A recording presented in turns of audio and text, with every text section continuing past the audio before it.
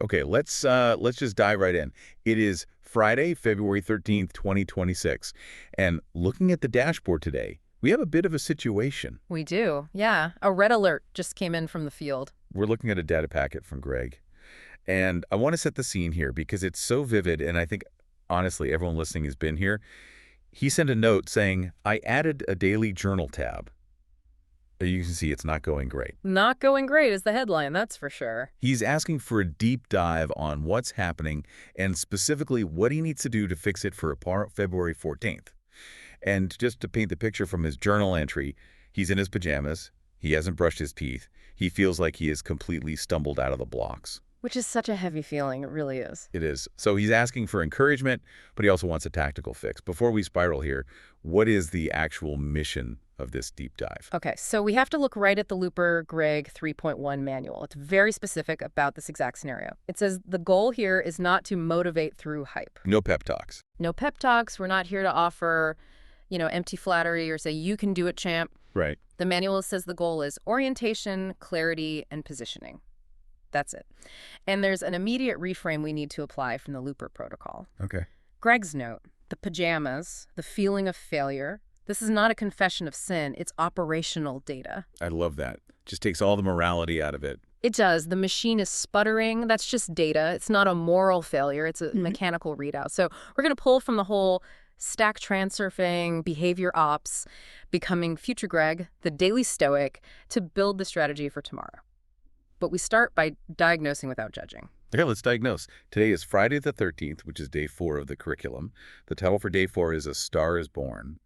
But Greg is feeling, well, not like a star. So why is this happening? Why the resistance so early on? If we look at this from a transurfing perspective, from Vadim Zeland's work, the problem isn't the pajamas. The problem is the excess potential he's creating about the pajamas. Excess potential. Okay, let's break that down for anyone who might be new to this. Right. So in transurfing, reality is an energy balance.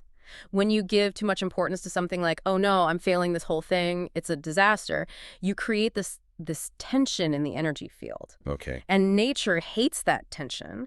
So these energy drains, which Zeland calls pendulums, they swoop in to feed on that anxiety. Pendulums. They're like collective thought forms, right? Exactly. They're energy structures that want your emotional output. Zeland literally writes, anxiety is excess potential, dissipated through action. By just sitting there thinking, it's not going great, he is feeding the very thing that's keeping him stuck. So the guilt is actually a heavier weight than the inaction itself. So much heavier. The fix isn't to beat yourself up. It's to just drop the importance. The pajama situation is a neutral fact. It has zero meaning until he assigns it one. And this has to connect directly to becoming future Greg, right?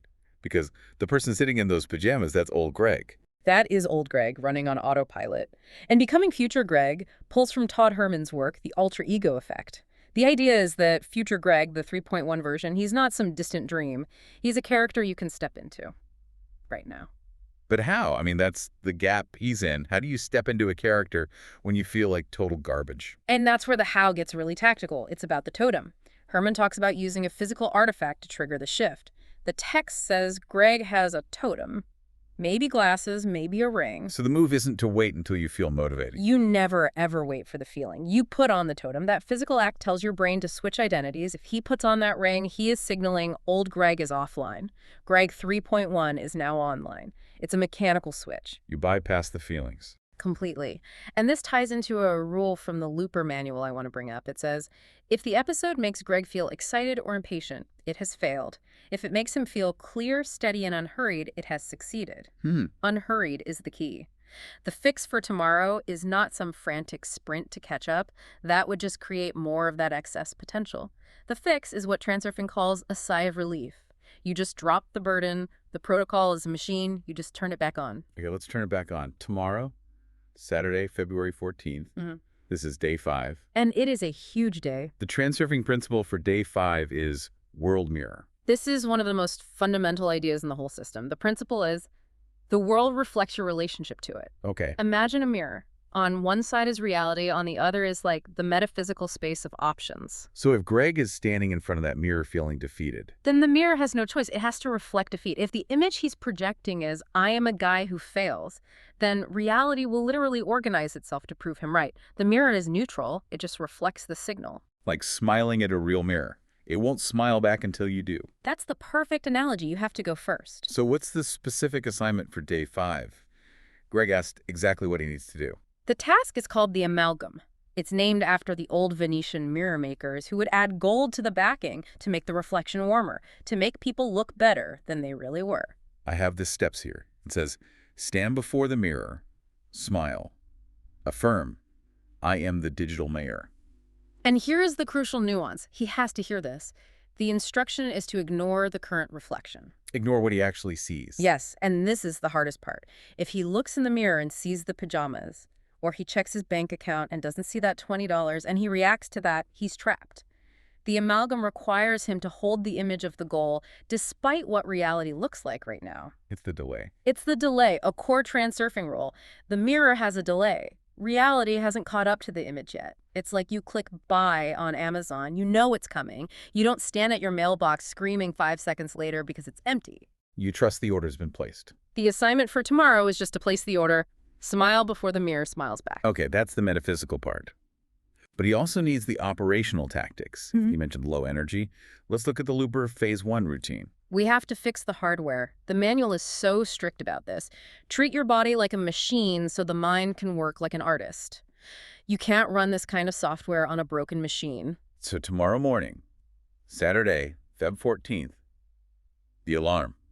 5:55 a.m. That is the reset, non-negotiable. And first action. Get outside, immediately, no phone. Barefoot, if possible, for grounding. This isn't some hippie thing. It's about setting his circadian rhythm. You need sunlight on the retina to trigger the cortisol response properly. Okay, then we've got the morning stack, and I want to list this out because it's designed specifically to fix that low energy he's feeling. It is. It's all about gut repair and cortisol management. First, water with lemon, lime, and sea salt. Hydration and electrolytes immediately. Okay. 2, L-glutamine, 5G, and DGL+. Why L-glutamine specifically? What's that doing? It seals the gut lining. So much of that brain fog and lethargy comes from low-grade inflammation in the gut. If your gut is inflamed, your brain is inflamed. And then third, warm cacao with heavy cream. And I see here in all caps, no coffee. No coffee first thing. Not for Greg, not right now. Why? I mean, he probably feels like he needs it. Of course. But coffee spikes cortisol. He's already anxious about stumbling. Adding caffeine is like pouring gasoline on that anxiety fire. Cacao gives you theobromine, which is a calm, sustained energy. It's focus, not panic. And what about diet? The Behavior Ops Manual mentions protein anchors. Yeah, dietary leverage. The schedule is a protein anchor meal at 12:00 p.m. and then a sunset meal at 4:30 p.m. And that's just steamed veggies. 4:30 seems incredibly early for dinner. It is, but the why is all about cortisol management. When your blood sugar is all over the place or you're digesting a heavy meal late at night, your mental resilience just plummets. His mental stumble is probably half biological. Fix the inputs and the outputs. His mood, his focus will stabilize. I want to bring in the Daily Stoic here. The entry from January 17th, reboot the real work. Oh, that's a perfect pull for this. The quote is, what happened yesterday, what happened 5 minutes ago, is the past. We can reignite and restart whenever we like. And that leads directly to the not-to-do list. This is so important. Greg should not try to make up for the last 4 days. Don't try to cram it all in. Do not cram. If he tries to do day 1 through 4 all on Saturday, he'll just burn out. He'll create that wall of excess potential. The Stoic move is to just let the past be dead.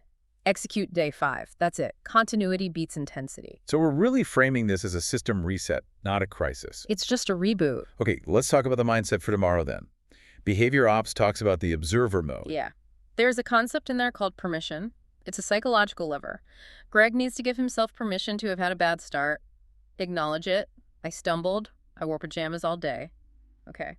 Then you revoke permission to stay there. You give yourself permission to be human, but not to remain in the pajamas. You see the data point, and you move on to the next one. I like the game frame from the Blueprint for Total Identity Transformation. It is the single most useful model. Treat this like a video game. Greg didn't fail at life. He just lost a life. Or failed a level. You die in Mario, you don't throw the whole console away. You just respawn. You respawn at the last checkpoint, and tomorrow morning, 5:55 a.m. is the respawn point, and the mission is simple: smile at the mirror. Okay, let's nail down the looper marching orders.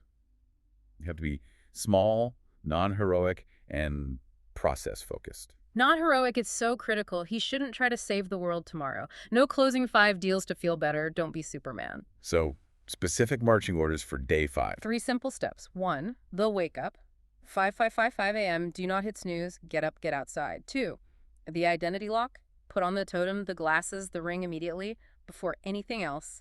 Anchor the Greg 3.1 identity. And The amalgam. Do the mirror exercise. Stand there, smile, say the words, and trust the delay. The rest, the supplements, the food, that's all just mechanical. Move calmly. Let the sequence unfold. there's one last thing I want to touch on. He mentioned that looking at the 78-day plan is what's making him feel like it's not going great. Yes, he's looking ahead and getting overwhelmed. Right. And the curriculum for phase 2, it talks about faith versus the math. That's from day 16, but it is so applicable right now. He's worrying if the system will work. But the curriculum says you don't need faith, you need knowledge. The landman model is just math. It's an asset class. He doesn't need to believe in gravity for an apple to fall. He just needs to drop the apple. Just drop the apple. He's holding on to the worry, the pajamas, wondering why it won't fall. Just execute the protocol. The math works if you work the math. Before we sign off, the Daily Stoic for February 16th feels perfect for this weekend. Don't make things harder than they need to be. Marcus Aurelius. Just methodically complete your task. We add so much drama. Oh, I have to wake up. It's so hard. I'm so behind. That's all just narrative. It's old Greg noise. The task itself is just standing up. It's just standing up. It's drinking water. It's smiling at a piece of glass. None of these things are actually hard. They only feel heavy because of the importance we attach to them. Remove the importance, and the task becomes weightless.